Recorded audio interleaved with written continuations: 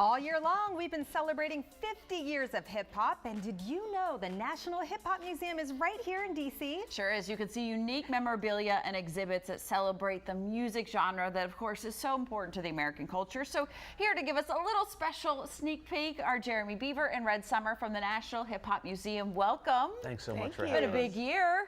Absolutely. Big year. All right, so for somebody that hasn't been to the Hip Hop Museum, what can they expect? What's the vibe in there? Well, currently we have our exhibit for the 50th anniversary of hip hop, and it kind of takes you through a walk of some of our exhibits that we've had in the last 5 years. Just a little snippet of those to show what we've been doing to preserve the history of hip hop. Right, and of course you have a ton of memorabilia in there. Yes. How many pieces do you have? Over 5,000. Wow, Oh, wow. that's a lot. And steadily growing. Oh, wow. And you brought some today. What'd you guys bring? we have stuff that nobody else has because many of them are one of one. This is, for instance, the very first single from KRS-One. And it's on a reel-to-reel. So today we thought we would kind of show some defunct, formats, technologies, Wow. right?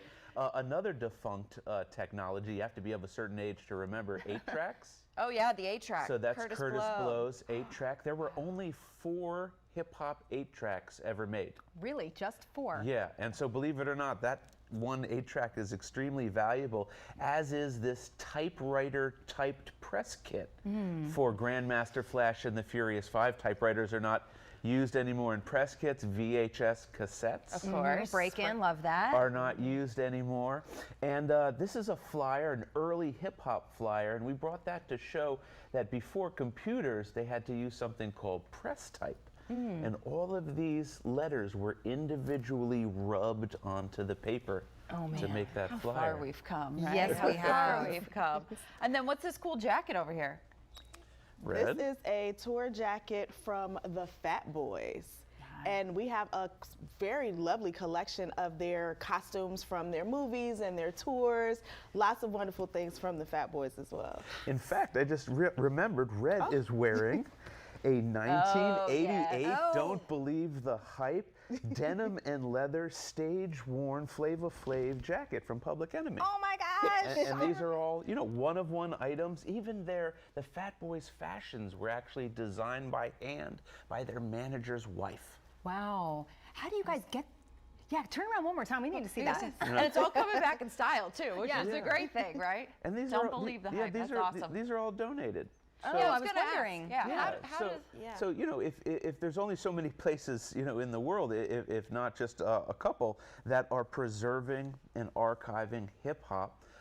If you are the Fat Boys, right? If you are the Sugar Hill Gang, if you're Public Enemy, you want your legacy to live on. And we at the museum think that it's our job as Americans to preserve what is now our biggest export culturally and financially. That's awesome. That's so wonderful that you guys are doing this. And I know you opened a hip hop shop recently, right? Yes, so what can people find in there? January, we now have all these amazing, they can see them on the screen, items for sale, whether it is vintage woo wear, like in front of Method Man, whether it is Diamond D's cannabis.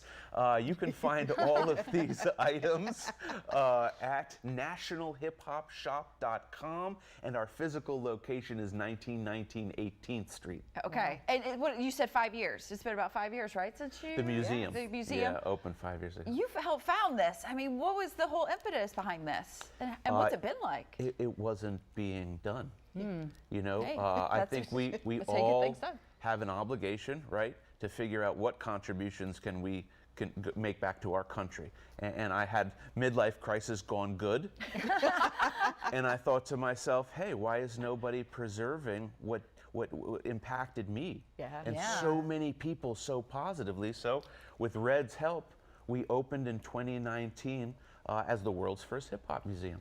That is awesome. Yeah, and Jeremy Thank you for already that. had a huge collection of things, so I just helped him to show them, Build so it up a people little, can see yeah. them. Yes. She's Awesome. being modest. She's immensely important to what we're doing, because if she doesn't curate it, it won't be around for our children in decades to come. Well, thank goodness for you both. Thank you Yes, guys thank so you. much. Thank you guys. Congrats. All right, again, you can go check out the National Hip Hop Museum on, is Georgia 19th? Yeah, 2622 Georgia There you Avenue go. at the entrance to Howard. All right, and you can visit them at nationalhiphopmuseum.org.